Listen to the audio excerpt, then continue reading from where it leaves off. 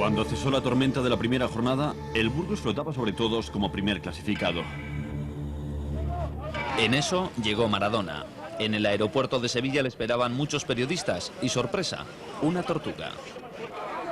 Tras un descanso, asistió al Sevilla Deportivo y el equipo le recibió con malos augurios. Perdió ante el Deportivo, del que todavía no se sospechaba, pero ya avisaba. Pero Maradona no se preocupó mucho. Cuando yo debuté en el Napoli fuimos a Verona y nos pegaron un baile impresionante. Y después trabajamos mucho y a los 2 años salimos campeones, ganamos el Scudetto. La puerta 2, por favor. Y la campaña de Gil tenía mientras respaldo en Vallecas. Que quiera jamón, que pague.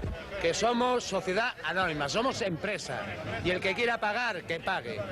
Que vosotros cobráis los periódicos igual, ¿no? ¿Sois información? Pues informar gratis. Somos sociedad anónima, empresa. Pero lo que va a perder es el fútbol. El fútbol ¿Que pierda el fútbol? No, pero el radio no pierde. ¡A pagar! ¡A pagar!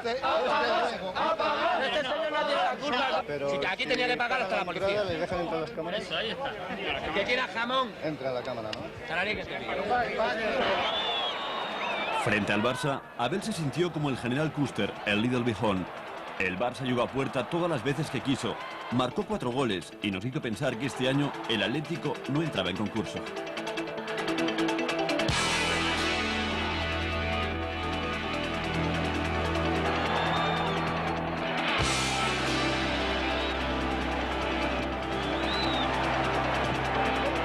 Luis se autoinculpó. Es de esos partidos que empieza fallando el entrenador y ya en el campo pues no salen las cosas como En el Barça todo iba bien, pero entre Núñez y Cruyff se detectaban tensiones que llegaban a la grada. Ya se presentía que el Barça rodaba con el freno de mano puesto y que eso le iba a impedir distanciarse lo suficiente del Madrid. La afición del Madrid no confiaba ni en Floro, que escuchaba pitos en el Bernabéu, ni en Prosineski. Estaba por empezar la crisis blanca. Fue precisamente en esta portería. Tras un centro desde la derecha de Bebeto, Ricardo Rocha se quedó clavado delante de Pedro Jarro. En un momento de incertidumbre, ¡plaj! Ricardo Rocha envía el balón aquí, en esta red, suponiendo el 3-2 definitivo, y el Deportivo remontando nada menos que un 0-2 en su contra, demostrando un fútbol de alegría, de talento y sobre todo de casta. Desde ese momento, el Deportivo se llama otra cosa, se llamó el Super Depor. Pero para San Florencio iba a venir aquí a Riazor todo un campeón de Europa, Fútbol Club Barcelona. ¿Lo puede hacer otra vez? Contra Koeman, contra Stoichkov, Michael Laudrup. Vamos a ver.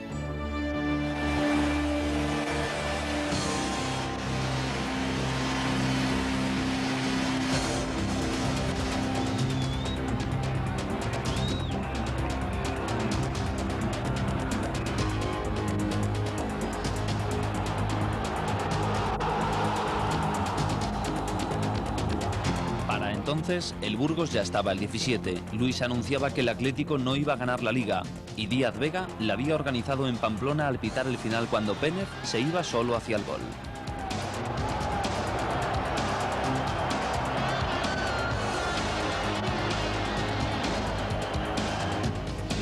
Pero sobre todo, había debutado Maradona. ¿Qué cosas ahora? Todavía no lo fue. Y si ganamos va a ser más lindo todavía. ¿Se hace un gol? Mucho más lindo. Está bueno, La vuelta de Maradona fue saludada con algún detalle de mal gusto en San Mamés. Luego hizo algunas cosas brillantes, pero su partido de reaparición sirvió sobre todo para que en España se empezara a hablar de que a los árbitros les preocupan más las protestas que la violencia.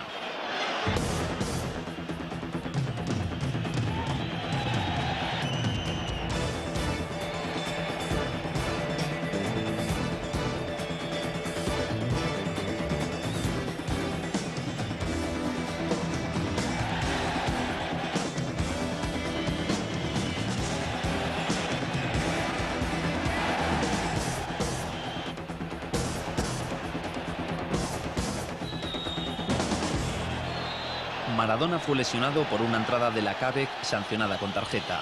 El partido dejó tras de sí una estela de dureza y polémica. Los jaleos acompañarán al Sevilla el resto de la temporada, pero de este primero no tuvo la culpa. Este gol de Bebeto derrotó al Barça una semana después de que el Madrid cayera en Riazor, y aún tuvo suerte el Barça de que Claudio anduviera con el punto de mira averiado ese día. También emergía como equipo con posibilidades el Athletic de Jupp Heynckes, que enterró el viejo estilo recio inglés tan cultivado en el Athletic para crear un equipo de toque y lujos, con Julen Guerrero como estrella principal. Para el otoño la catedral se las prometía muy felices, luego no sería para tanto. El Madrid de Benito no carburaba y Mendoza se trajo un refuerzo inesperado. Martín Vázquez, que retornaba a España después de un fracaso definitivo en el extranjero. Volvió en las gaunas y marcó.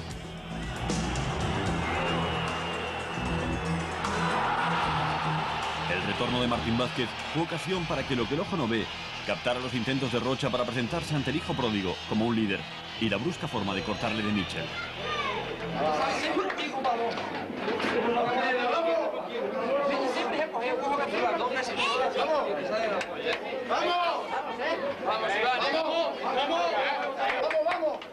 Los tres protagonistas sorprendidos lo tomaron con buen humor y nos dedicaron esta escena en el partido siguiente.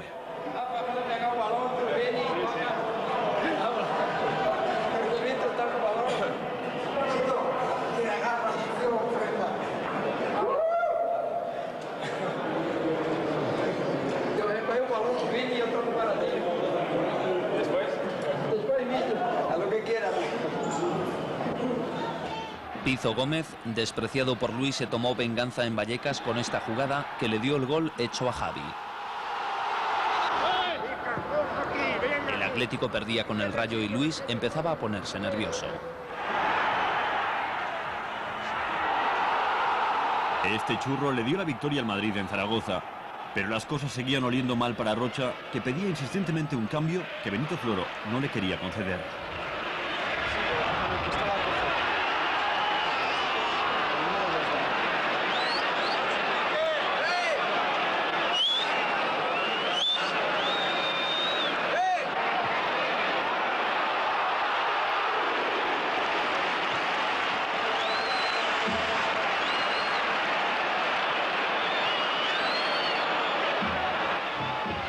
También olían raras las cosas en el Atlético.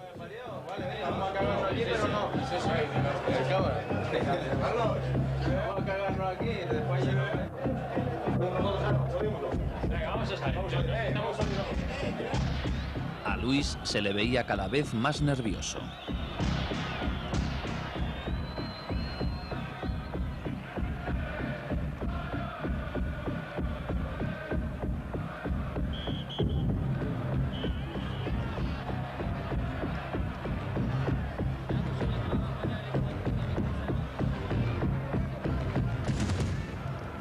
El Barça se veía de repente apeado de la Copa de Europa.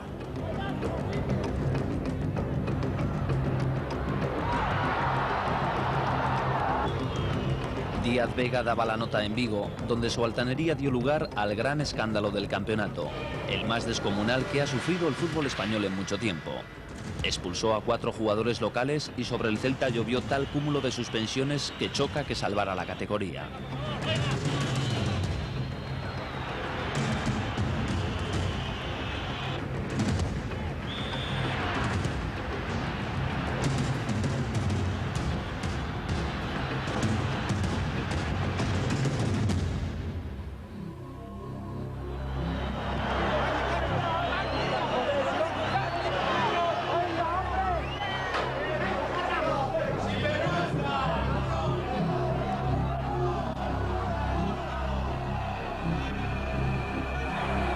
Celta tuvo que vivir un exilio y escogió Pasarón, cuya vieja imagen resucitó los recuerdos del equipo aquel del "hay que roelo" en los viejos aficionados.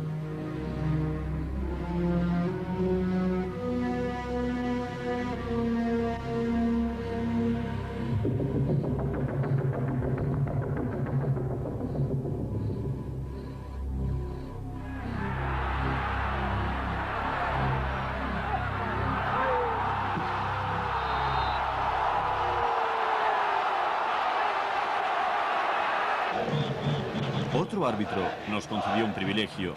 Nos permitió convertir el fútbol de cine mudo en cine sonoro. Y descubrimos que la mayoría de los futbolistas son unos chivatos.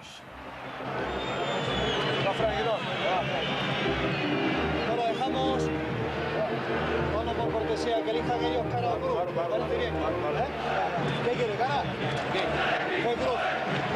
Tiramos de aquí. Mira, tiramos de aquí. Sacáis vosotros. ¿Está bien? ¿Sí? Si quieres recuperar afuera, lo puedo hacer, ¿eh?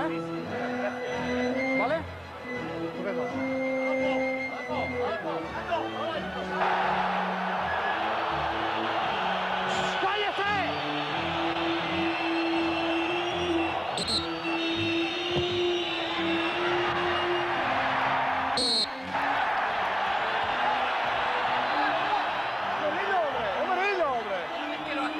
Es la tercera vez que lo hace. La tercera.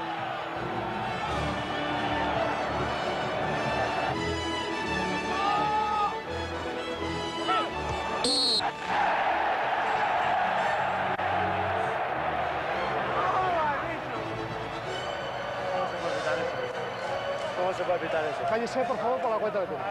Márchese.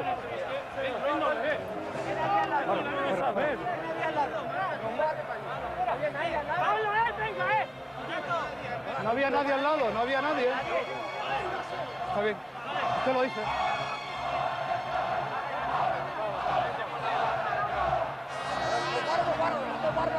Barrera. Cuando yo no pite, no se saca, Manolo, ¿vale? ¿Cómo? Hasta yo no pite, no se saca. Vale, bien, venga. Hasta yo no pite, no se saca. Sí, está bien. Correcto.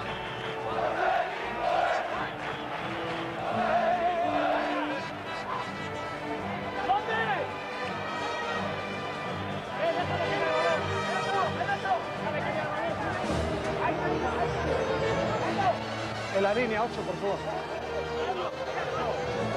En la línea. Ahí, ¿vale? ¡No se mueve, Atrás. Dios! Atrás. Luca! ¡Aunque nos mate, ¿Atrás? ¡Que nos mate! ¡He dicho que atrás! ¡Atrás! ¡Cuidado con las piernas, Ahí. Y de ahí no se Oye, mueve. ni Dios se mueve, por favor. Por favor, Bueno.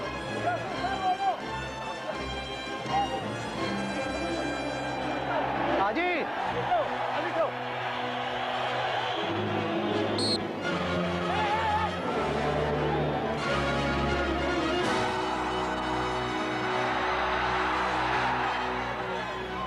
Bueno, claro, parece mentira que hagas ese comentario. Por favor, si no te han tocado. Si le han dado el balón. Ah, tú crees que sí. ¿Crees que sí? No ha sido, Pablo, no. No lo es. Yo, Pablo, yo tengo razón. ¿Qué haces allí, hombre? Pablo, en su campo. Por favor, tiene que estar en su campo, no allí metido cuando saque. Por favor. Manolo, por favor, de nuevo.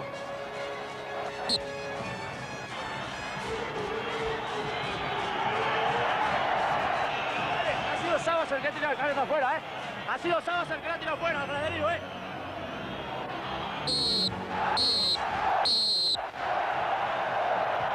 Bueno, cuidado, paisano. Enhorabuena. Pero Pajares Paz dejaría otro recuerdo de este partido. El error judicial más llamativo del campeonato. Dio por buena esta forma de sacar la falta indirecta por parte de Donato, rodando el balón primero hacia un lado y luego hacia el otro. Insistió en sus declaraciones posteriores en que el saque era legal, cosa que no es cierta. El asunto le costó una sanción, pero al Deportivo le costó algo peor, una derrota. Eso sí, el Depor cayó sin perder para nada su aire de equipo grande e hizo méritos para conseguir al menos el empate. Le falló la suerte, no el juego. Maradona convocaba la máxima expectación donde fuera, pero ya empezaba a estar claro que el hombre a seguir en el Sevilla era Bilardo. Con él entraban en juego hasta los recogepelotas. Lo mismo podían servir para llevar a cualquier lugar del campo las instrucciones del entrenador, como para acelerar o retrasar la devolución al campo del balón según conviniera a los intereses del Sevilla. El caso es que en los partidos del equipo de Bilardo se observaba una extraordinaria agitación en torno a los recogepelotas y que continuamente se advertían gestos de complicidad entre el campo y el banquillo.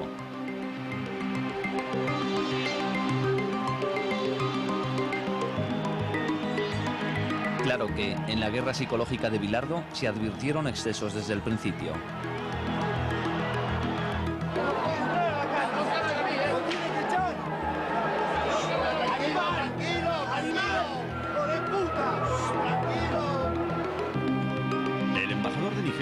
feliz en Vallecas. Su compatriota Wilfred fue el principal motivo de que el Madrid saliera derrotado de la modesta barriada madrileña. Sus paradas frenaron los ataques desordenados de un Madrid que no arrancaba de ninguna manera. Luis Mateos vivió la primera de sus grandes alegrías de la temporada y al final del partido se sentía capaz de todo. La marcha ascendente tan extraordinaria, lo de la UEFA, la campeón de Liga, la Copa, la Recopa, la del Rey, la del Príncipe y la del presidente de gobierno no, porque ya estaré yo allí entonces y como digo, me da rubor y vergüenza recogerla yo mismo. En Logroño caía un clásico, el más telegénico de nuestros entrenadores, David Vidal, que tenía a su equipo atornillado en el último puesto de la tabla. Todo un actor de los banquillos, con algo de Omar Sharif y otro poco de Buster Keaton. Su expresividad nos inspiró. Tenemos la cabeza sobre los hombros y los pies en el suelo.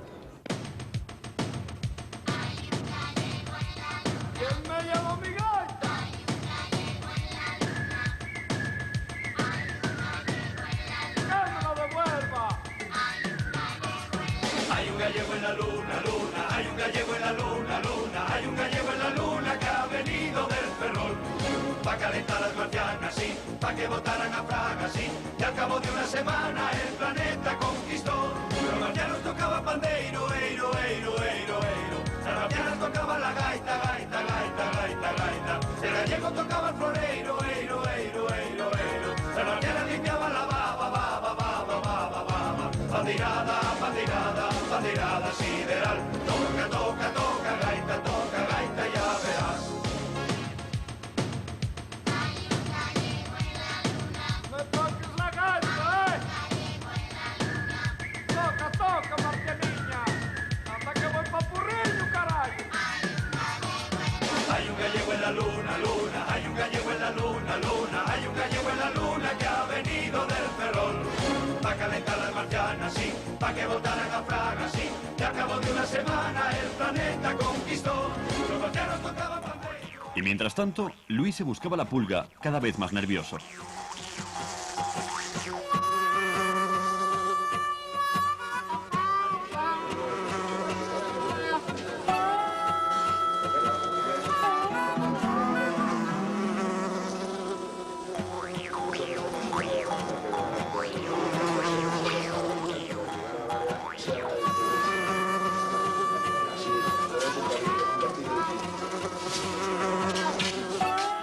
Su choque con Futre empezaba a ser muy evidente y el público le pitó por sustituir al portugués en el partido contra el Valencia. Pero para problemas de verdad, los de Benito Floro. Mendoza se estaba hartando y se desahogó en marca.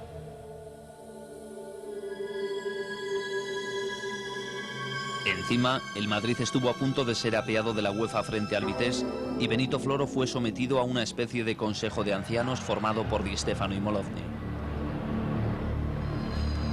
En Sevilla, el Madrid perdió su cuarto partido en 15 jornadas. Para los madridistas era el momento de tomarse las cosas en serio.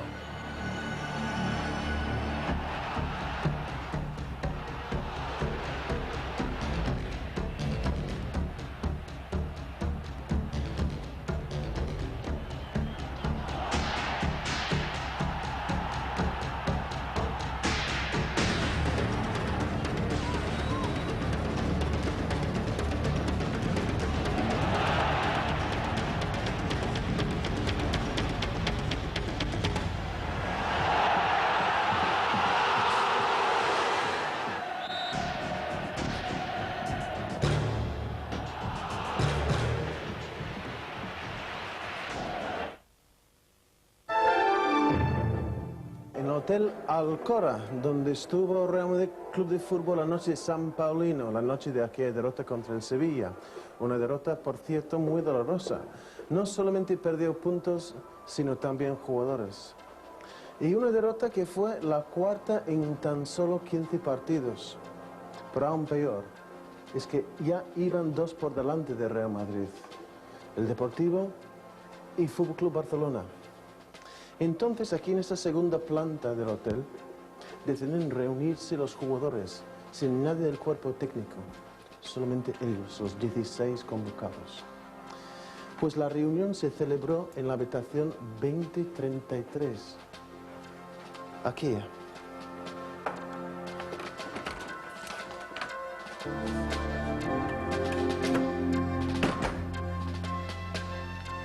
Una vez metidos todos en esta habitación, algunos en el suelo, encima de una cama, quizás algunos sentados en un mueble, habrán hablado de muchísimas cosas, y entre ellas que quizás mañana no iba a ser un buen día para comprar un periódico.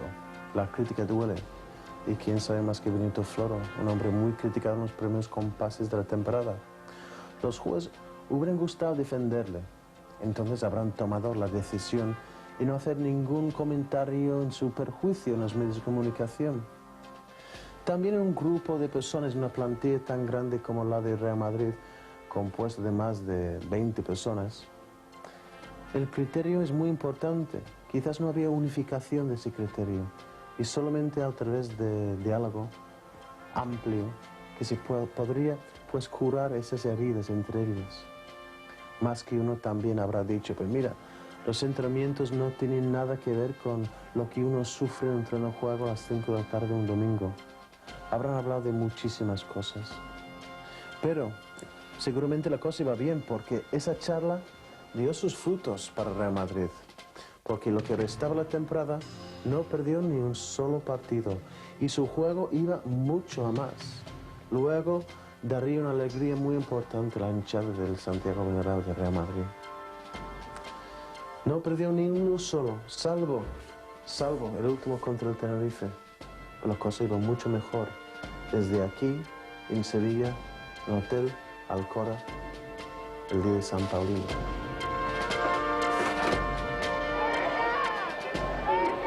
Se acercaba la Navidad y cada cual preparaba su ánimo como mejor le parecía. Este niño se bebía furtivamente el cubata de su padre hasta que fue bruscamente descubierto.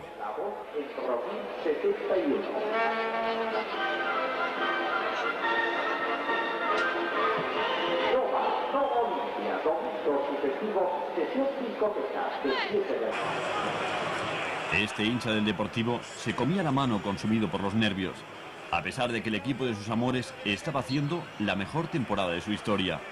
Asusta pensar cómo reaccionaría si fuera hincha, por ejemplo, del Burgos, que había bajado del primer puesto al penúltimo en 12 jornadas.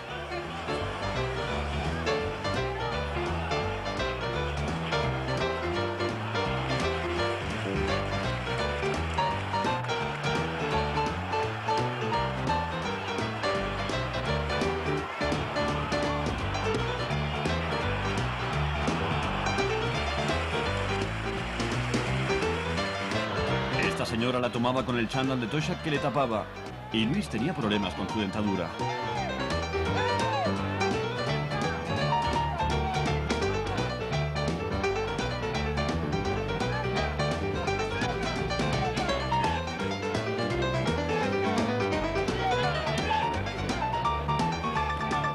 A nosotros nos dio por hacer un concurso de feos con este resultado.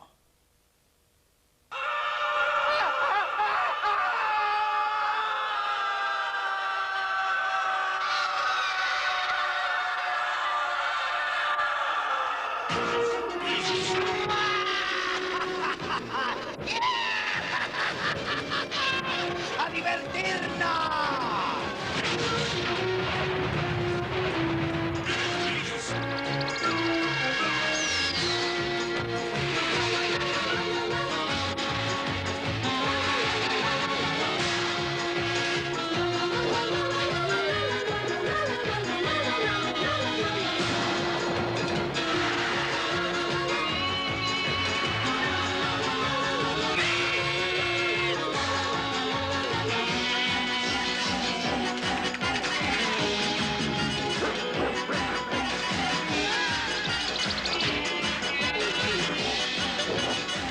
Por fin llegó el momento más esperado de la temporada.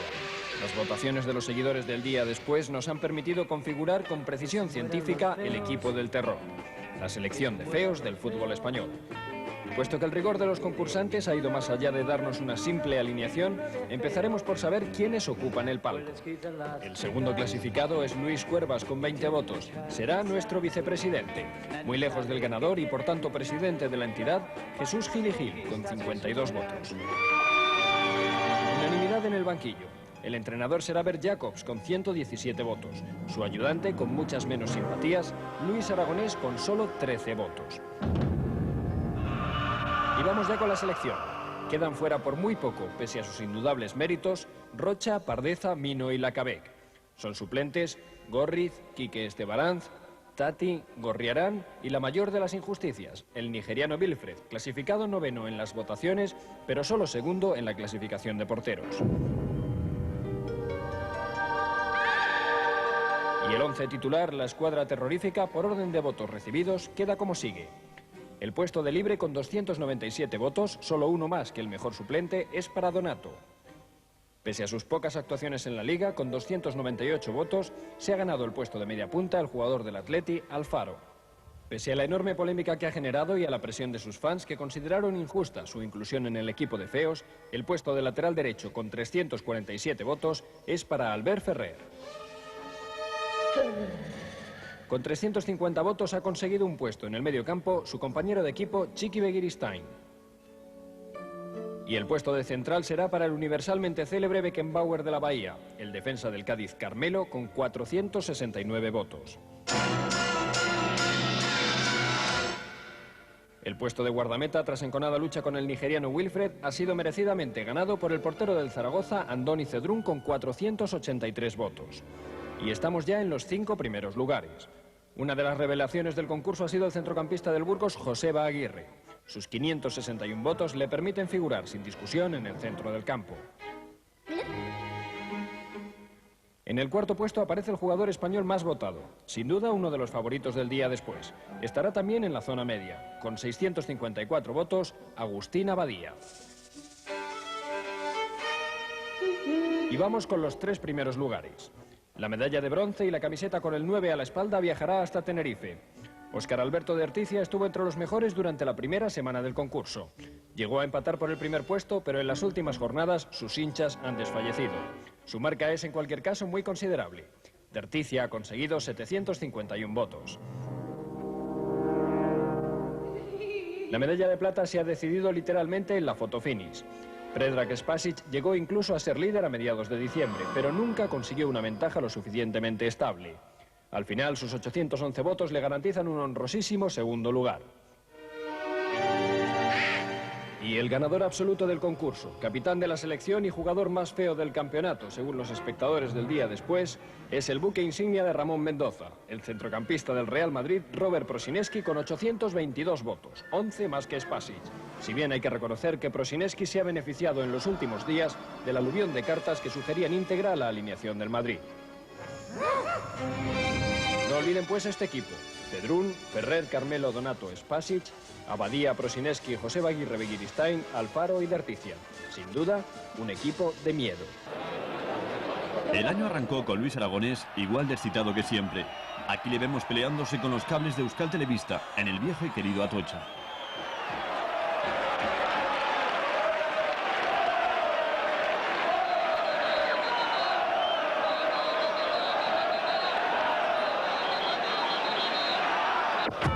Pero la verdadera comidilla era el Barça y los problemas entre Núñez y Cruyff que estaban alterando el ritmo del equipo.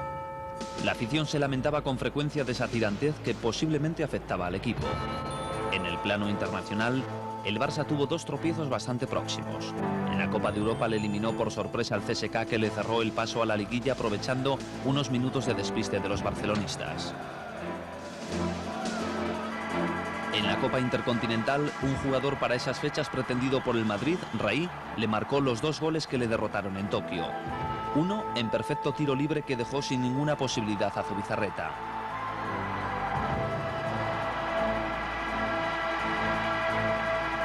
El otro en un extraño remate. En España, el Barça marchaba bien, arriba de la tabla con el Deportivo, y se había incluso permitido lujos como esta espectacular goleada al rival de casa, el Español, al que hizo encajar 5 goles. Pero esa tensión entre Núñez y Cruyff tenía preocupado a todo el barcelonismo. El búlgaro Stoichkov también se contagió de esas desavenencias entre técnico y directiva y abandonó la concentración de su selección en Bulgaria para acudir al partido ante el Español. ¿Confirmas? ¿Vale? Te digo que no firmes, no firmes.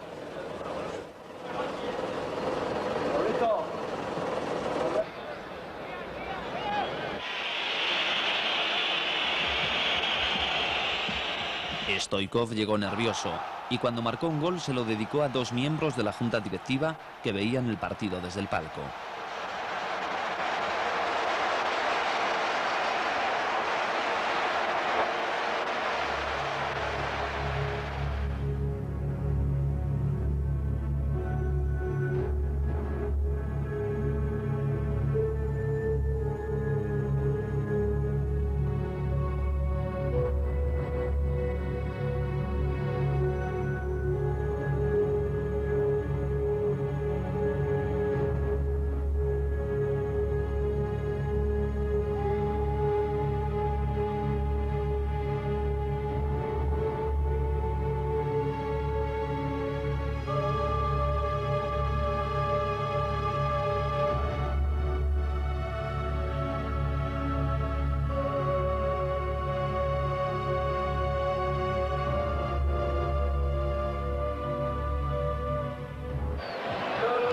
Del Sevilla ya se sabía para esas fechas que iba a ser el equipo follonero de la temporada.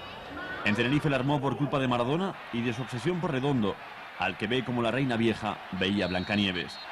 Esta entrada de Redondo, casi simultánea a una de Pizzi, provocó que el árbitro amonestara al segundo y no al primero. Las imágenes muestran claramente que la falta fue de Redondo y el que resultó amonestado fue Pizzi. Pero eso no explica el desproporcionado enfado de Maradona, que en su afán de que la tarjeta fuera para Redondo, olvidó la ventaja que para su equipo suponía que el castigado fuera Pizzi, que ya tenía tarjeta y fue expulsado. Perdió la cabeza y dio lugar a su propia expulsión. Luego en la banda, su histeria dio paso a un escándalo colectivo en el que se distinguió Simeone por encima de todos.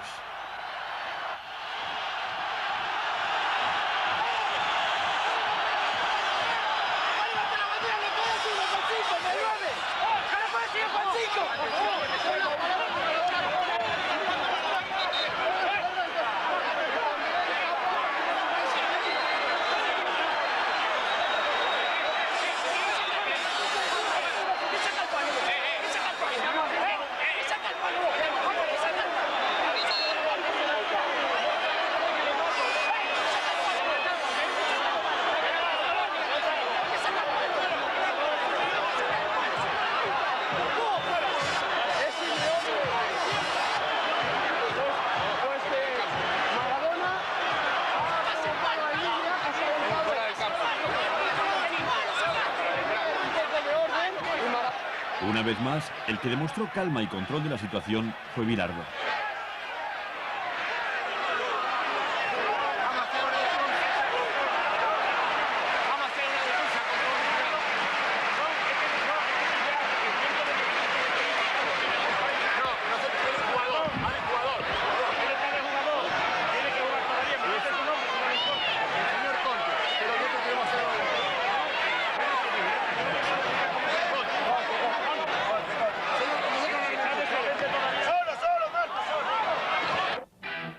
De repente, tras la primera jornada de la historia del fútbol sin unos en la quiniela, el Madrid visitó el Manzanares.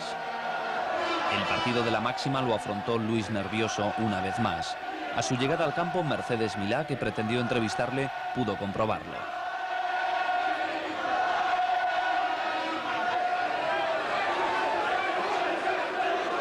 Tampoco los jugadores del Atlético estaban para muchas bromas.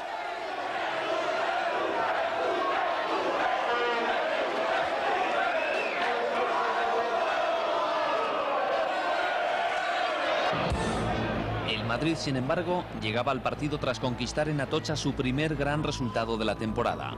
Un 1-5 en el que, también es cierto, intervino mucho el joven e inexperto Meta Lluvero.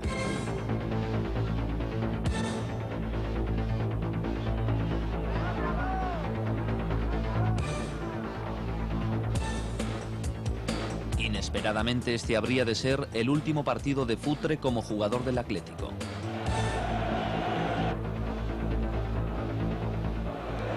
En el día de San Marcelo se celebró el derbi madrileño en el Manzanares.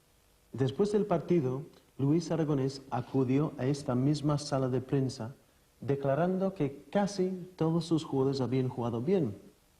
Y luego volvió a repetir la palabra casi. Ese casi quiso decir que una vez más Luis Aragonés estaba acusando a su astro portugués Paulo Futre de mal juego. Y estas declaraciones de Luis abrió la madre de todas las crisis aquí en el Vicente Calderón. La reacción de Futre fue enérgica e imparable. Si quieren que me marche ahora mismo. En pocos días se había consumado su marcha al Benfica. El buque insignia de Gil abandonaba el puerto. Muchos atléticos pensaron que esa no era una baja como tantas otras. Para complicarle más las cosas a Luis, el sorteo de Copa le enfrentó en cuartos de final al Barça, que propinó al Atlético una fuerte goleada en el Manzanares. Esta goleada se sumaba a una racha de 9 partidos sin ganar en la Liga. Eso destruyó a Luis. Los resultados me acompañaban, ha habido un momento difícil y complicado. A veces uno no se puede explicar porque haciendo el mismo trabajo no acompañan los resultados.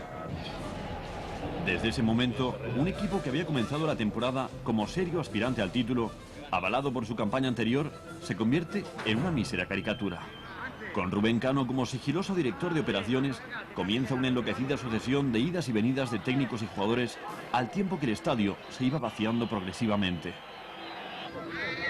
Tras una corta y silenciosa interinidad de Ovejero, con el que el equipo no anduvo mal, Gil fichó a Pastoriza, un técnico de prestigio en Argentina, pero desconocido aquí. ¿No conozco? No, en absoluto. No, para mí personalmente es un perfecto desconocido, sí. A mí lo que el club opine me parece muy bien, pero que yo no tengo ni idea de eso.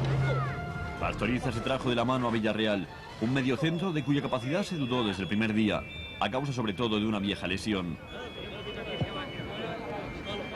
Cuando jugó, su posición en el campo rozó visiblemente con la de Schuster. El alemán se quejó de la incorporación, acusando directamente a Rubén Cano. ¿Qué va a decir? ¿Que tengo razón o no? Yo creo que la cosa está bastante clara. Ahora, a mí no me toca el pirindolo, a mí me toca esto y le mato. Entonces yo voy, a mí, y además es la segunda vez, ¿entiendes? No es la primera, es la segunda. Pero el nuevo entrenador, que llegó justo a tiempo de asistir a la ampliación de la goleada copera del Barça hasta la increíble cantidad de 11 goles, duró poco. Gil le quería hacer las alineaciones y él no se dejó. El entrenador es Dios, hace y deshace. Yo te digo que para mí no. Es que eso ya se rompe. Que el entrenador en mi empresa habla conmigo y me tiene que explicar el porqué de cada cosa, igual que yo a él.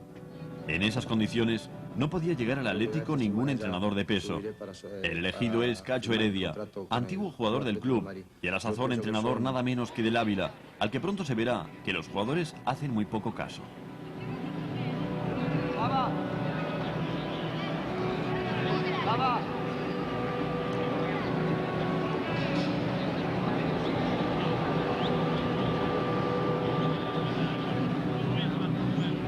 Se sucede un baile de idas y venidas.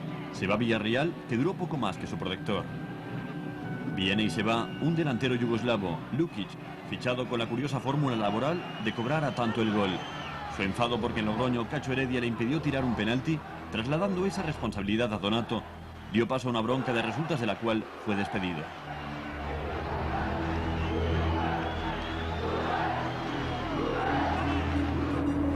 Un extraño búlgaro llamado Yankov aparece también como fichaje sorpresa en esos días. No parece gran cosa y acaba cedido en el Valladolid, donde no llega ni a hacerse con el puesto como titular.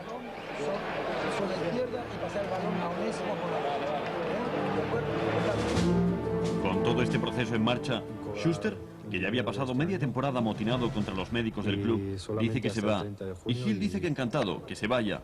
El alemán se marcha con el raro récord de haber jugado en los 3 grandes equipos de España y el de haber salido a bofetadas de los 3.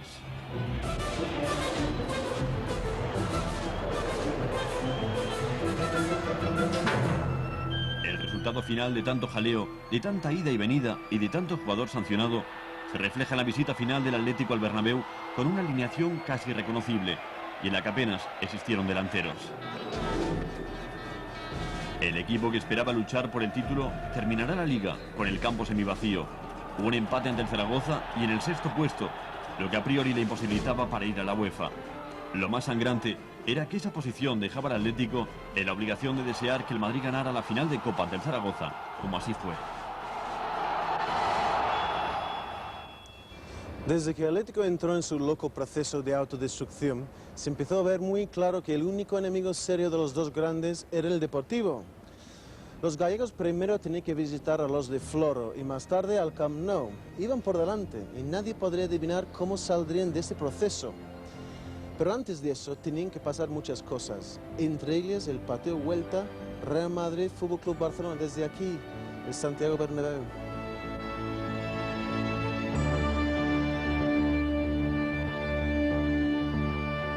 El Madrid-Barça de la segunda vuelta tuvo unas vísperas calientes. El programa El Larguero de José Ramón de la Morena arrancó de milla una declaración sísmica. Pero lo único que te puedo comentar que sí que hubo una llamada y que bueno, por mi parte lo único que puedo decir es que... Era una llamada en la que te llegaron a ofrecer dinero porque tú te vendieras o porque tú te dejaras ganar. Sí, algo parecido, algo sí, sí. Era un partido en el que se jugaba la Liga, ¿no? Sí, era la semana de antes del día del Tenerife. El jugador admitió haber recibido en vísperas del Tenerife-Real Madrid de cierre de la liga anterior la llamada de un excompañero del Barça ofreciéndole una cantidad de dinero por contribuir a la derrota de su equipo. La federación no sería capaz de llegar al fondo del asunto, como tampoco lo había sido meses antes de comprobar unas primas del Barcelona a jugadores del Tenerife confesadas por estos mismos. Sí, lo reconozco y también reconozco que no ha sido esa la única prima que hemos recibido. Pero el asunto calentó las vísperas de un partido que no tendría consecuencias para la tabla de clasificación. El Bernabéu repitió el 2-1 del Camp Nou, pero este con victoria madridista.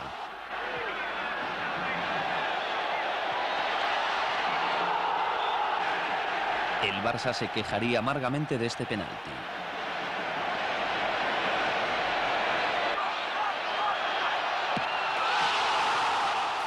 La reacción de Díaz Vega a las críticas del Barça fueron la mejor demostración de que es un incapaz. Para entonces, Ruiz Mateos había dejado divertidas píldoras de su personalidad. Los Tigres de Vallecas, los Leones de San Mamés. ¿Quiere un anecdótico? ¿Quiere algo anecdótico? Sí, se presta. Yo soy el único español que se puede permitir el lujo de sobornar a la Policía Nacional. Mira, el único español. ¿Lo ve? Me agradezco. Pican todo, no fallan, ¿eh?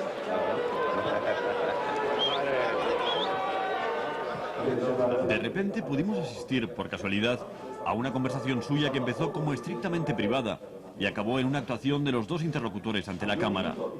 El director de Deportes de la Comunidad de Madrid trataba de convencerle de que permitiera la entrada de la cadena COPE en las instalaciones del Rayo. No le tengo ningún respeto.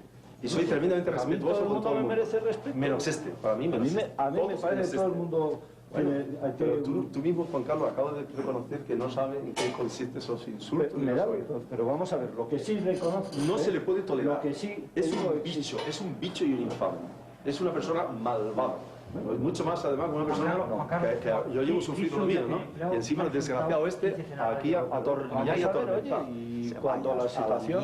que se vaya, hombre, ¿no? Y mientras tanto, el Sevilla de Maradona se estaba quedando también en poco. A Bilardo le llegó el desprestigio en Coruña cuando se enfadó seriamente con su masajista por atender a un rival que sangraba por la cara antes de mirar si Maradona tenía algo.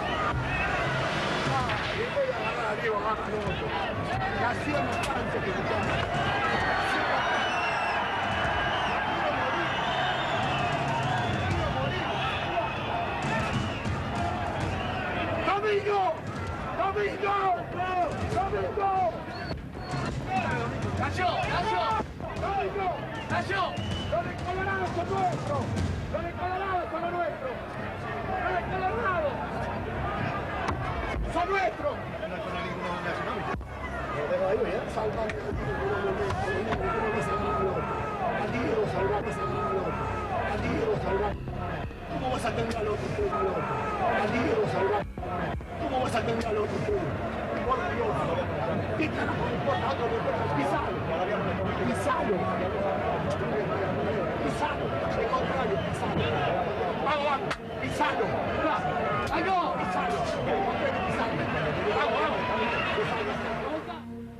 La directiva del Sevilla provocó una reacción de los aficionados contra Canal Plus, al que acusaba de perseguir al club andaluz, pero la semilla de la discordia estaba dentro.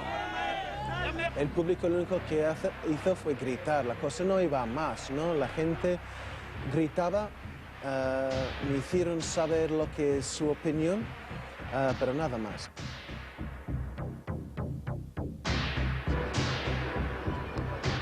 Un viaje de ida y vuelta para jugar con la selección argentina de Maradona y Simeone fue la ruptura. Los dos fueron obligados a volver para jugar en Logroño, y eso dejó a Maradona definitivamente enfrentado con el club. Sin llegar a los extremos del Atlético, el Sevilla vivirá desde ese momento un proceso de conflictividad interna que terminaría por estallar en la penúltima jornada cuando Maradona insultó a Bilardo enfadado porque el entrenador le sustituyera.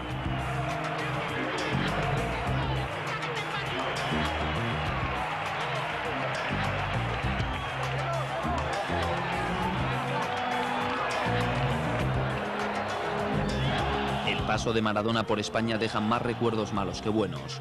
Uno de los peores será el del follón en el que se metió en Cádiz, donde perdió los nervios por los insultos del entrenador auxiliar de los gaditanos.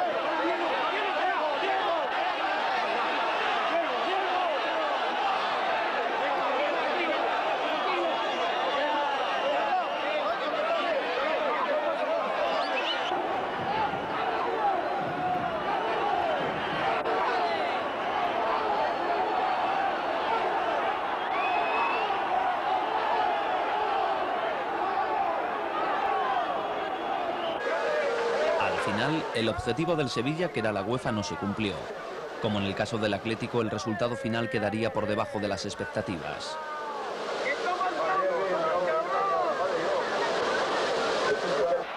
Pero habíamos dejado colgado al Deportivo.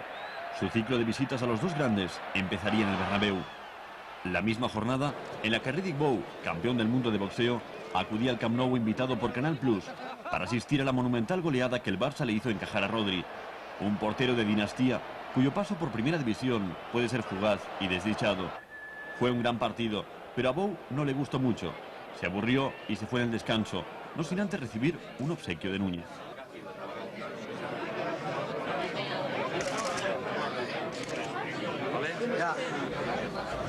Los 15 minutos de un descanso son muy importantes, vitales.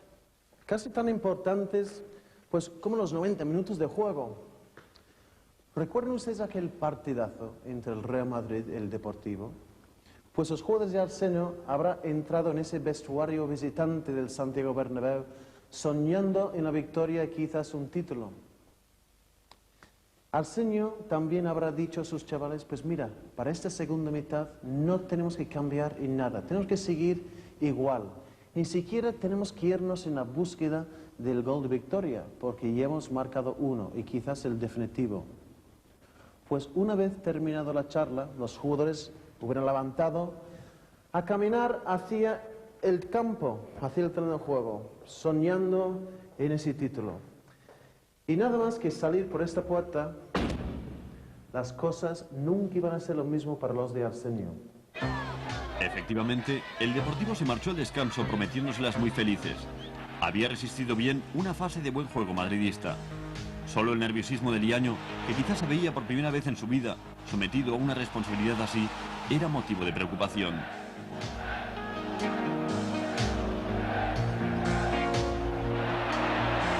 Pero tras media hora de acoso madridista, el Deportivo se había venido arriba. Había conseguido un buen gol por medio de Claudio, y este mismo jugador estuvo a punto de doblar la ventaja. En ese momento, más de media España hubiera apostado por el Deportivo como futuro campeón de Liga. Pero el segundo tiempo empezó muy mal. Claudio quiso tomarse una infantil revancha por una cuenta anterior con Luis Enrique, del que había sufrido una entrada muy dura en el primer tiempo, y se ganó la segunda tarjeta en una acción innecesariamente violenta en el medio campo. El Depor se enfrentaba a 40 minutos de acoso en el Bernabéu con un jugador menos. La expulsión, además, vino seguida casi inmediatamente por este espectacular cabezazo de Zamorano a centro templadísimo del Asa, que reflejó de nuevo el nerviosismo de Liaño.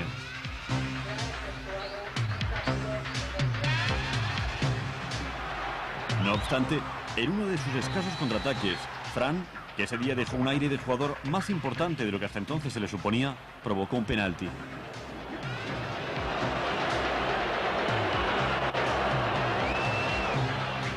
Jukic tuvo ante sí la oportunidad de adelantar de nuevo a su equipo, pero Bullo hizo la que quizá haya sido la parada más importante del campeonato. Jukic tiró porque Bebeto, que había fallado 2 penaltis consecutivos en las semanas anteriores, este contra el Sevilla y este otro contra Osasuna, no se atrevió a dar el paso al frente. A partir de entonces, Arsenio mandó al equipo atrás, a resistir como si su área fuera el fuerte del Álamo. Incluso retiró a Bebeto para acorazar más la defensa.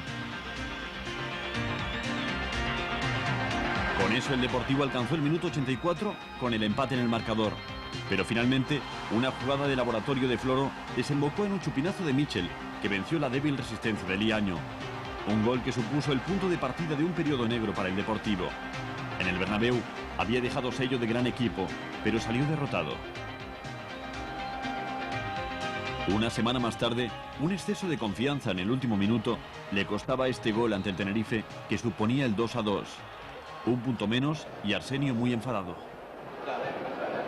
¡Tanto súper y tanta mierda!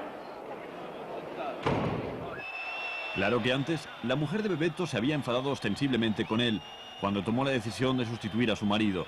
Las cosas empezaban a torcerse en el Deportivo, y el peligro era que el ambiente se empezara a romper. Después llega lo del Camp Nou. Sus primeros 20 minutos fueron quizá la fase de buen fútbol más recordada del campeonato. Una tras otra fue provocando ocasiones que inexplicablemente no se transformaron. Inesperadamente, Goicoechea se encuentra con un balón en medio campo y a falta de compañero desmarcado en quien apoyarse suelta un cañonazo que se cuela en la puerta de Liaño. La evidente mala suerte, la evidente injusticia de ese marcador contrario agarrota a los jugadores. Para rematar el partido se produce esta jugada. Una entrada en plancha de Stoichkov a López Recarte que el árbitro no señala como falta. La jugada sigue su curso y acaba con este gol de Amor. El consiguiente revuelo termina con la expulsión de López Recarte, que se puso pesadísimo. Otra vez con 10 en casa de un rival temible, pero esta vez encima con un 2-0 en contra. Para remate, este penalti que no existe y que Martín Navarrete sí vio. Begiristain pierde el equilibrio solo, sin apariencia ni siquiera de pretender un fingimiento. Total, 3-0. El Depor había hecho un gran partido y salía del campo con una abultada derrota.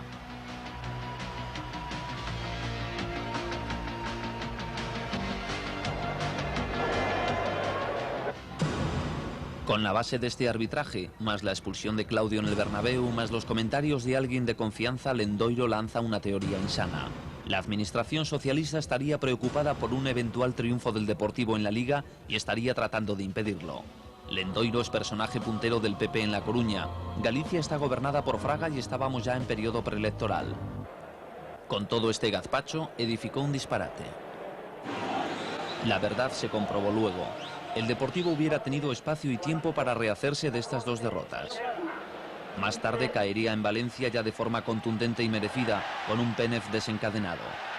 Fue uno de los grandes días del Valencia. Un equipo que ha ofrecido ráfagas de gran fútbol hasta el punto de que su cuarto puesto final habría de saber a muy poco. Posiblemente los jugadores del Deportivo se acomodaron en el respaldo del victimismo que les ofreció su presidente y bajaron la tensión. El domingo siguiente, este gol de Salenko les virló 2 puntos que se les concedían como seguros.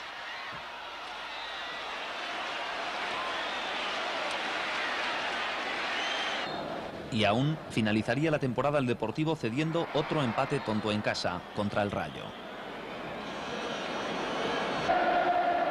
El Depor fue despedido con una clamorosa ovación por sus aficionados. Su tercer puesto marca un hito en su historia. Pero a la vista de su juego queda la impresión de que esos 4 puntos que al final le han separado del Barça y los 3 que le han separado del Madrid no son reales. Había equipo para el título, pero su racha empezó a quebrarse justo en el descanso del partido del Bernabéu.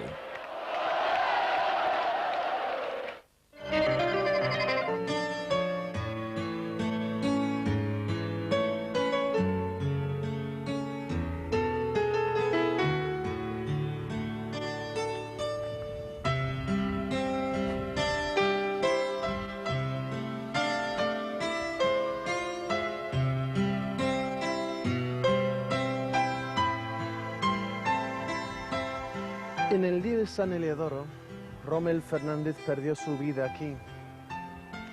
Volviendo tras una comida con la plantilla y sus compañeros aquí en Albacete, pues celebrando nada más que un día más de la vida, y nunca podríamos haber imaginado que iba a ser su último día con nosotros.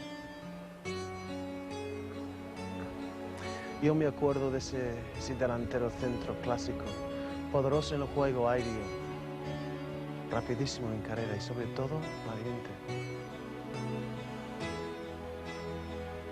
Tengo grabado en la memoria esa sonrisa permanente, tanto como la gente en Tenerife, Valencia y Albacete se acuerda mucho de esa sonrisa.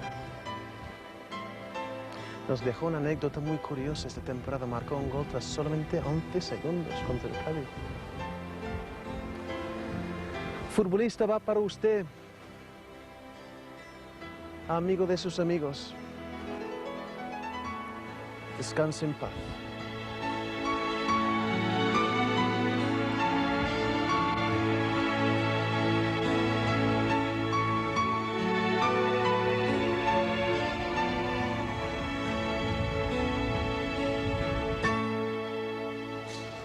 Pero la vida tuvo que seguir, y mientras el Deportivo perdía gas, iban sucediendo otras cosas. Por ejemplo, que Logroñés, de la mano de Aimar, salía poco a poco del pozo. Muchachos, arrancamos medio flojito. Nosotros no podemos dar ventaja. No podemos, regalamos 30 minutos que voy, que no voy, que si marco, que si no sigo, que si presiono, que si aprieto, que si estoy metido, que si estoy concentrado. 30 minutos regalamos. Recién los últimos 15 empezaron a poner la maquinita en marcha. Ahora tenemos que hacer 45 minutos a todo ritmo, bien concentrados, bien atentos y cada uno haciendo su función, como los últimos 15 minutos. Vamos a ir corrigiendo cosas. Buji y Isidro. Ahí estamos. Nada, Isidro. Nada de necesito ahí, así como estoy hago. ¡Pum! Así como viene el hago. ¡Pum! Así como viene el hago. ¡Pum! Por más que sea poquito, tirásela a Ole. A donde está Ole, tirásela allá, que después nosotros le caemos el manón para ganarle la presión. ¿Está claro, Isidro? ¿Sí? ¿Sí? ¿Sí, Antón? Muy bien. La suya ha sido una remontada espectacular, que además del entrenador ha tenido un protagonista exótico, el ucraniano Salenko. Fue un fichaje de última hora que ha marcado los goles más valiosos del campeonato. Paso a paso, el Logroñés fue escapando de la quema y este último gol, que no fue de Salenco, sino de Iturrino, hizo estallar el júbilo merecido de un equipo modesto que supo reaccionar a tiempo.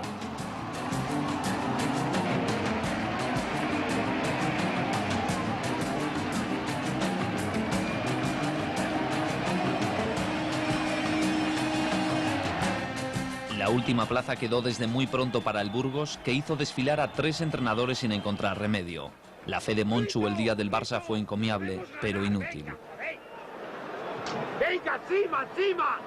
¡Venga, venga, que podemos, podemos! ¡Podemos! ¡Os! ¡Ey! ¡Si podemos, podemos! ¡Vamos que podemos, eh! Mira, Miguel, si no. ¡Si podemos para ellos, coño! ¡Un la madre!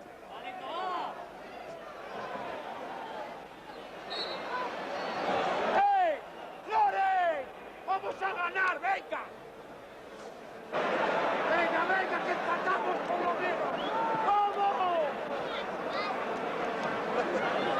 ¡Venga, venga, que empatamos por lo menos! ¡Vamos! El Cádiz se las prometía muy felices cuando llegó la primavera.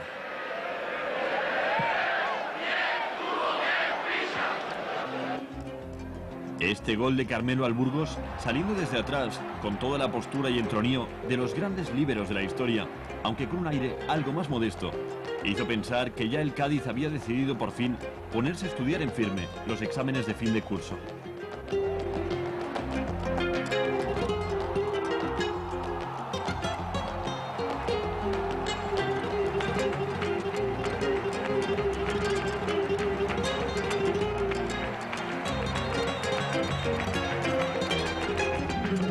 Pero este año le faltaba su principal talismán, Manuel de Irigoyen.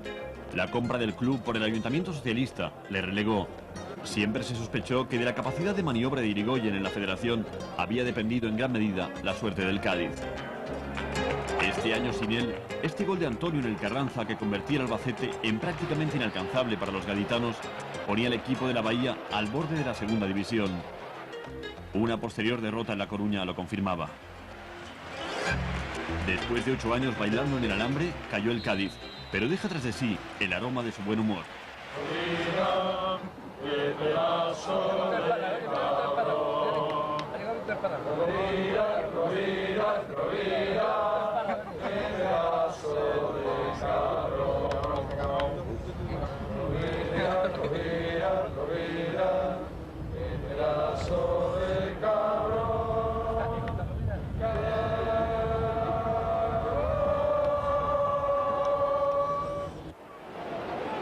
Según avanzaba la temporada, se fue viendo también que el Athletic no era para tanto.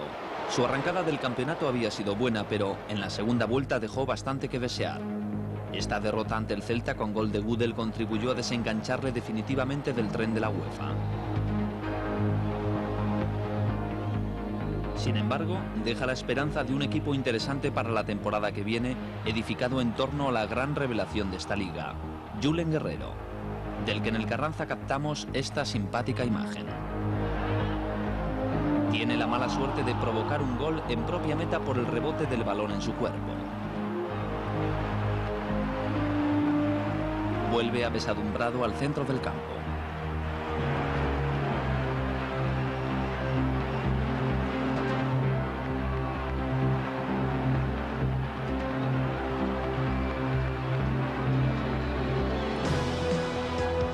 Acompaña el primer ataque de su equipo tras el saque de centro.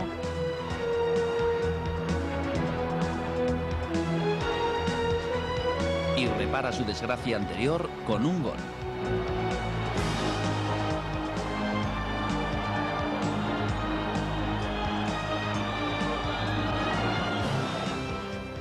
Pero el gran fracaso de la segunda vuelta fue el Español. Y más que de la segunda vuelta, del último tramo del campeonato, en el que, como otros, tuvo que recibir sucesivamente al Madrid, Barcelona y Deportivo. Eso, unido a su propio mal juego, le llevó a un récord negativo. Un solo punto en las últimas 10 jornadas. Un solo punto de 20 posibles.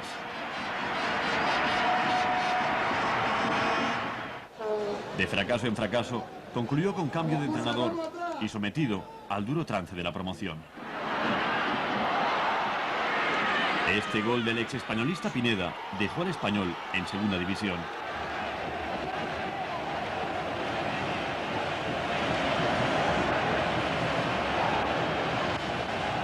En el tramo final de la Liga, el Madrid, que ya venció en Sarriá, crecía casi a ojos vistas. En Oviedo soltó otro partidazo y ganó por 0-4. Pudimos ver jugadas como esta con 17 pases consecutivos.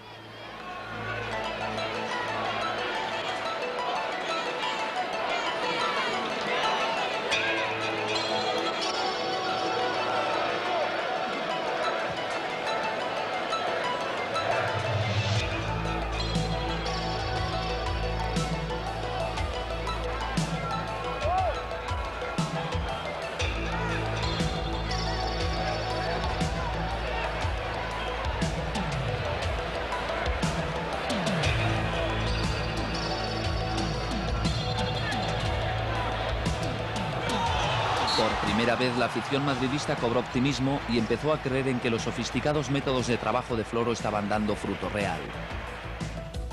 El equipo tenía fe y moral, quizá desde aquel gol en Valencia cuando Villarroya persiguió un balón imposible y sirvió un balón que Zamorano convirtió en una victoria importantísima.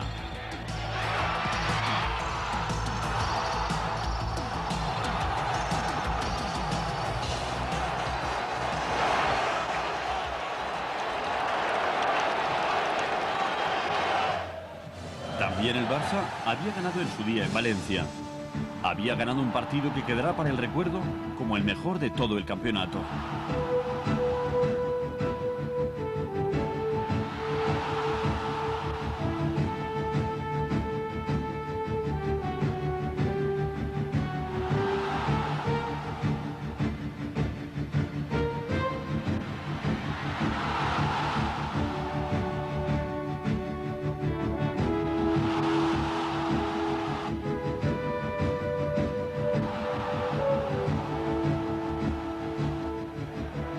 Pero con la primavera empezó a flojear. En casa sigue resolviendo los partidos sin problemas, pero perdió Bilbao con un doble cante de Zubizarreta. Primero por salir mal a un centro cruzado, luego por no reaccionar a un disparo que no llevaba demasiada potencia. No mucho después perdió en Oviedo, donde Carlos, en tiempos ya casi remotos, Jodor Laurana, marcó el gol, lo que justificaba su explosión final de júbilo. Su derrota en Oviedo fue tanto más llamativa por cuanto que el Madrid había realizado una soberbia exhibición en el mismo campo 14 días antes.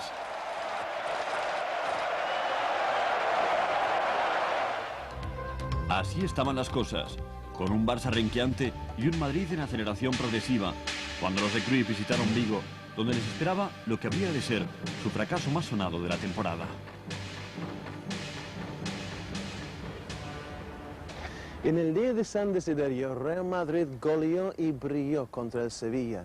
Iván Zamorano marcó 3 goles, colocándose líder en la clasificación de Pichichis. Entonces toda España estaba pendiente de la respuesta de Johan Cruyff y Fútbol Club Barcelona aquí en Balaídos. Si parece, vamos al vestuario y vamos a imaginar lo que habrá dicho Johan Cruyff a sus jugadores antes que empezara el partido. Vamos.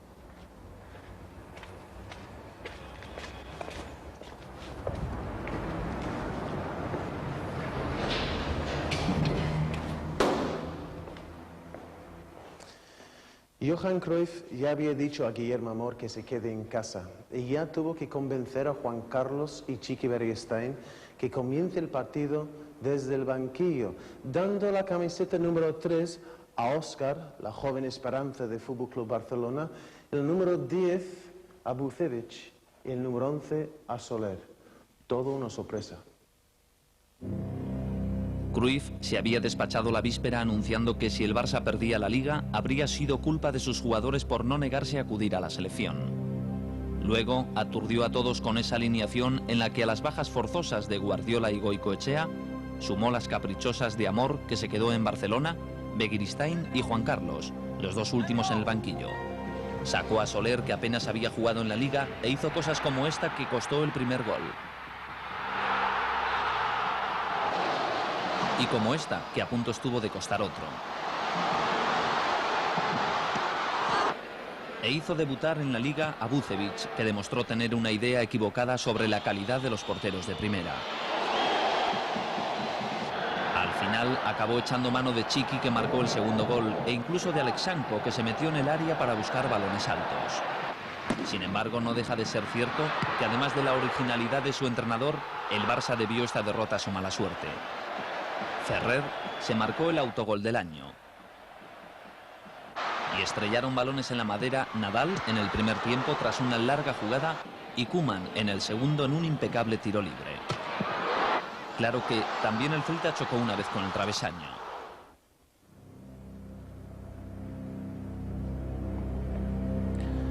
Habrán sentado aquí todos, meditando, pensando sobre las cosas que podrían haber hecho y no hicieron. Y por cierto, la sorpresa se produjo. ¿Quién hubiera imaginado que Soler en el minuto 2 iba a equivocarse en esa manera, con un control para el primer gol? Y que Xavi Ferrer iba a marcar un gol en propia puerta en esa manera. Todo un golazo. Y también, ¿quién hubiera imaginado que Johan Cruyff iba a hacer ese 11 inicial para el partido? ¿También Johan se habrá equivocado? El Madrid mejoraba su optimismo porque había escapado sin mayor daño de Pamplona, donde consiguió un punto en un partido duro. Mitchell fue alcanzado en la cabeza por un objeto, pero pudo seguir jugando, y Zamorano se retiró con esguince de rodilla que no sería grave. Parecía poco precio para el punto alcanzado por los blancos, que jugaron con parte de su atención colocada en las noticias de Vigo. Bueno, por ahora solo uno, vamos a esperar. Faltan 3 minutos. ¡Me cago en la puta madre cabra! Ya, pero que acabo.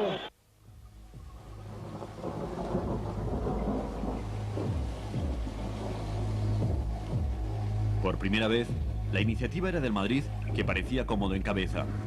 La noche de la víspera de las elecciones legislativas, y tras muchos dimes y diretes sobre la fecha y hora del partido, el nuevo líder jugó un emocionante partido bajo la lluvia con la Real Sociedad.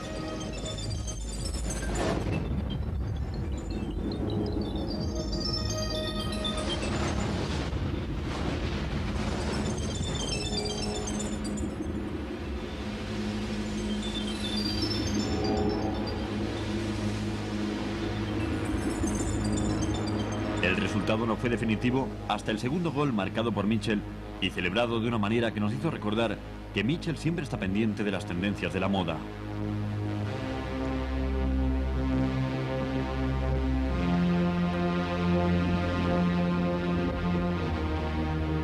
El sábado siguiente, el consabido zapatazo de hierro derribó el muro defensivo del Atlético de Madrid en el Bernabéu. El Madrid rozaba el título. Una derrota del Barça en Pamplona el día siguiente le hubiera hecho directamente campeón a una jornada del final. El Barça llegaba a Pamplona precedido de un susto, sufrido en su propio campo ante el Sevilla. Este golazo de Zúcar llevó al Barça al descanso en desventaja. Una salida afortunada en el segundo tiempo permitió a los barcelonistas dar la vuelta al partido en 2 minutos con estos goles de Laudrup y de Nadal. Pero el susto había quedado muy dentro. En Pamplona, la afición local declaraba en bloque sus simpatías por el Barcelona antes del partido. ¿Qué preferiría usted que ganase la Liga, el Barça o el Madrid? El Barça. ¿Por qué? Porque tengo más simpatía que el Real Madrid. Sí, más simpatía. Más ¿no? simpatía, sin más. Sí. Pues yo el Barça. Que gane el Barça para que la Liga esté ya totalmente descartada. ¿Y el Barça? ¿Por qué eso? Porque es el de los Asuna. No, porque el Barça es el mejor. Pero luego Osasuna hizo un partido serio y honrado. Tuvo el Barça preocupado de verdad en algunos momentos y se lo hizo pasar mal a los barcelonistas, y en especial a Guardiola, que siguió el partido desde el palco. Pero, finalmente, un golpe de fortuna premió al Barça, que también hizo un partido de mérito. Stoichkov se fue por la izquierda, desbordó y tiró un centro que tropezó en Pepín y descolocó a Roberto.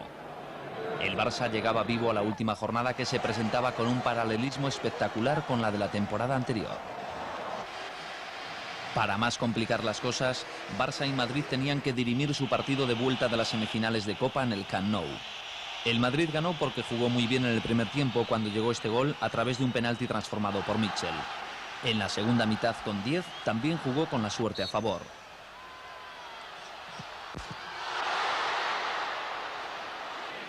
Luego, un contraataque con gol de Zamorano hacía al Madrid finalista e inofensivo este postrero y precioso gol de Laudrup.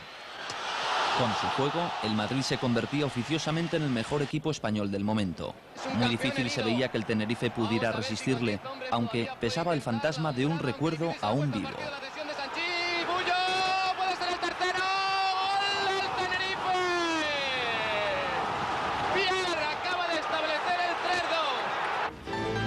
El paso del Madrid a la final de Copa eliminaba una perversa posibilidad con la que se especuló esos días, que al Tenerife le pudiera haber convenido una derrota ante el Madrid para llegar a la UEFA.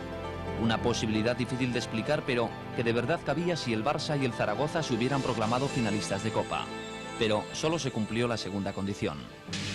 El inequívoco brillo del fútbol de Copa hizo de merecido prólogo a la jornada final.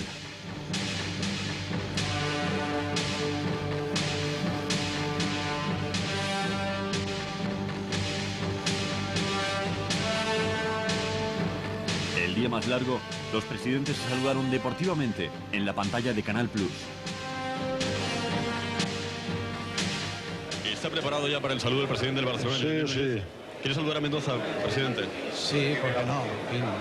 No le voy a desear suerte, pero sí unos saludos cariñosos, ¿no? Pues lo mismo digo, José Luis. Lo mismo digo y el futuro no está en nuestras manos en este momento. Está en nuestras manos y no está. Es decir, hay que aguantar y dar un ejemplo de deportividad si se puede y esperar. Yo siempre he dicho este año que había dos equipos, y lo digo con toda sinceridad, que merecían ser campeones. Pero desgraciadamente el fútbol es así y únicamente lo puede ser uno. Bueno, la lástima es que no podamos compartir los dos este campeonato, ¿no? Sí, así es, pero la vida es como es y no hay nada más. En fin, un saludo a todo tu equipo y a tu junta, ¿eh? Sí, por supuesto, pero adiós. Estemos tranquilos. El barcelonismo no llegó muy esperanzado al Camp Nou. La fuerza del Madrid pocos días antes había impresionado. Los transistores hablaban de presión del Tenerife. Narraban un remate de Derticia que se escapaba por los pelos. Vendían esperanza. Hasta que vendieron una realidad. Un balón vuela sobre el área del Madrid. Salta de cabeza en cabeza de los jugadores tinerfeños, desmintiendo el presumido orden táctico del Madrid, hasta que el cráneo de Derticia lo expide con violencia a la red. Saltan las banderas en el Camp Nou. Inmediatamente, una mirada al terreno de juego. Un poco de atención porque el Barça está ligando una jugada de tiralíneas. Un momento de contener la respiración y un gol de Stoichkov. Gol de Stoichkov. El Barça es ahora campeón, salvo noticia en contra del Transistor. Y el Transistor cuenta una colada de Ezequiel por la derecha del ataque hasta que topa con la salida de Bullo.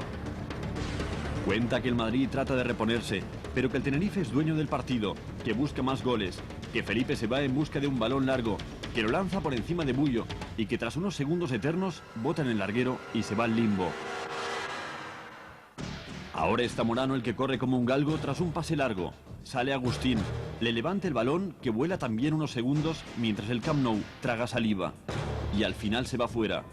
En eso el Madrid consigue meter un buen balón en el área que el parietal de Butragueño cruza demasiado y se va fuera. Otro susto.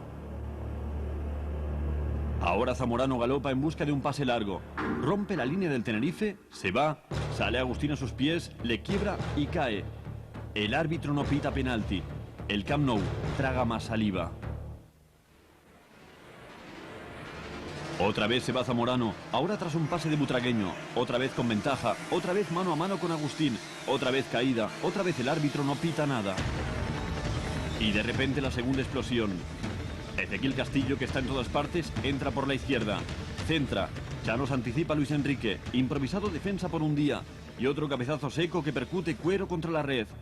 El estallido es descomunal, banderas al viento, caras de ya veremos en el palco, mientras la alegría se ahoga por dentro. Algunos afortunados abandonan ya el palco y se van al antepalco a ver ya abiertamente la transmisión de Tenerife. Justo con tiempo para ver cómo Mitchell se va por la derecha con algunos esfuerzos. Mete un balón alto al que acude Hierro con todo y alcanza a cabecear mientras Tony, en actitud de bloqueo de voleibol, levanta los brazos y manda el balón al córner. Gracia Redondo se traga otra vez el pito. El Camp Nou traga saliva. En el descanso hay cábalas. Nadie está seguro de que el Madrid no marque 3 goles. Hay que esperar. El juego del Camp Nou casi se olvida. Lo olvidan los propios jugadores del Barça que dan algunas facilidades a la Real. Océano tendrá su ocasión gracias a un robo de balón cerca del área para tirar con intención sobre la salida de Zubizarreta, que a duras penas salva el empate. Otra vez Zubizarreta, a la salida de un córner, tiene que arreglárselas casi solo. Álava cabecea sin oposición y Zubizarreta detiene el balón en la raya y lo patea para alejarlo de allí. Pero Zubizarreta parece el único barcelonista preocupado por lo que pasa en el Camp Nou. Los demás tienen la mente puesta en Tenerife. El antepalco cada vez está más poblado. Y la tele sigue pasando imágenes de Tenerife. Ahora es Felipe el que sufre una entrada por detrás de Hierro cuando se iba solo hacia el gol. La toma detallada muestra que pisa el balón, pero no descarta un posible empujón de Hierro que habría contribuido al desequilibrio. Ahora es en el área del Tenerife donde Mitchell mete un buen balón para Zamorano, cuyo cabezazo se va también al limbo. Derticia se escapa por la derecha, encara a Sanchís, le burla y el defensor le derriba. Era el último defensor. El color de la tarjeta intriga, pero al final es amarilla. Gracia Redondo no se ha atrevido tampoco ahora a tomar una decisión dura. César Gómez se va, con un sombrero y una pared se proyecta hacia arriba y culmina la mejor jugada del partido con un tirazo al larguero. Los barcelonistas se agarran la cabeza. Un nuevo centro sobre el área del Tenerife. Alfonso, que llega con ventaja, mete la cabeza, pero Agustín cubre y manda el balón a córner. La cara de Mendoza cada vez es más expresiva. Los minutos van pasando. La esperanza en el Camp Nou crece. Benito Floro se viene abajo. Butragueño se coge la cabeza en el banquillo. Prosineski está en el campo y no arregla nada. Los minutos corren. El Madrid baja los brazos y el público chicharrero saca a relucir un ataúd con los colores del Madrid. Final en el Camp Nou, algo que no importa a nadie. El final está en otro sitio y Cruyff no se fía. Tercera liga consecutiva, Johan. La verdad es una gran alegría. Quedan 3 minutos quedan todavía, pero el resultado es 2-0, 2-0 vence Tenerife. Parece que va a pitar. Y final en Tenerife y estallido por fin en el Camp Nou.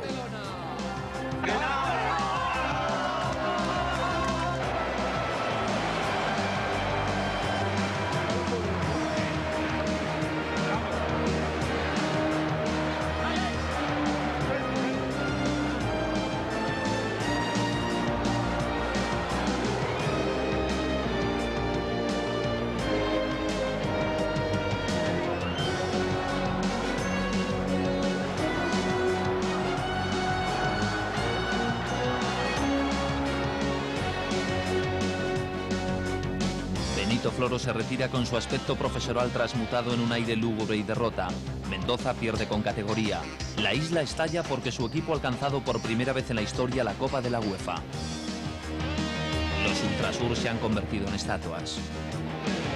Barcelona baila, canta y ríe. Primero en las Ramblas, luego en bares y discotecas.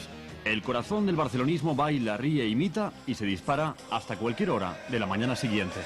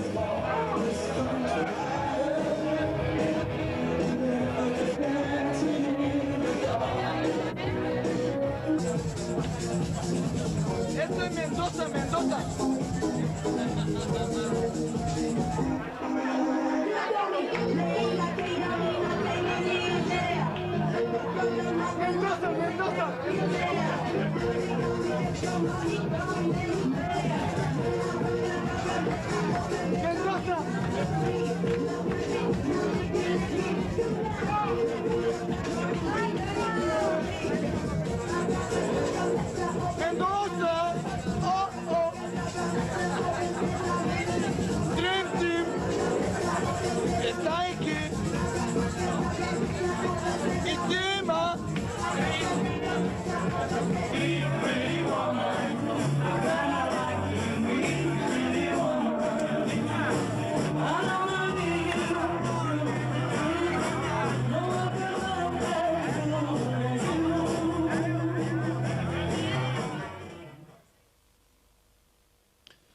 Pues ya tenemos un campeón, pero como siempre, el fútbol ha salido como el gran triunfador. Por lo tanto, me gustaría decir muchas gracias a todos los jugadores, a los árbitros y también a los dirigentes de nuestro fútbol por haber ofrecido semejante espectáculo. También damos un muy sentido adiós a nuestro viejo amigo Atocha, lo echaremos de menos. En la temporada 92-93, más que 10 millones de espectadores han visto casi 500 futbolistas marcar casi 1000 goles y con más que 200 tiros al palo. El título pertenece al Fútbol Club Barcelona, pero no olviden, fútbol es de ustedes y ustedes nos han dado miles de risas. Por lo tanto, miles de gracias. Pues ya tenemos que decir adiós. Hasta domingo, cuando desde La Coruña, una vez más, Canal Plus les ofrecerá La Liga en Casa.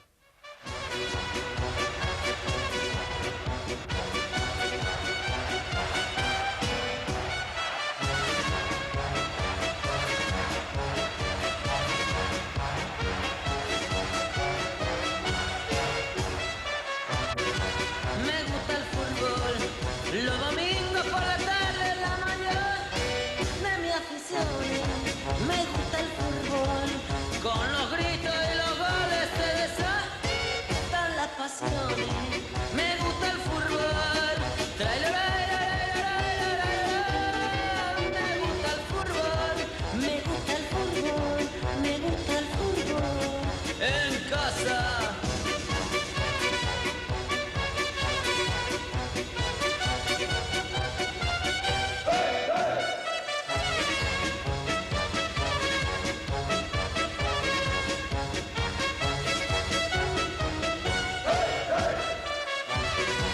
Me gusta el fútbol, los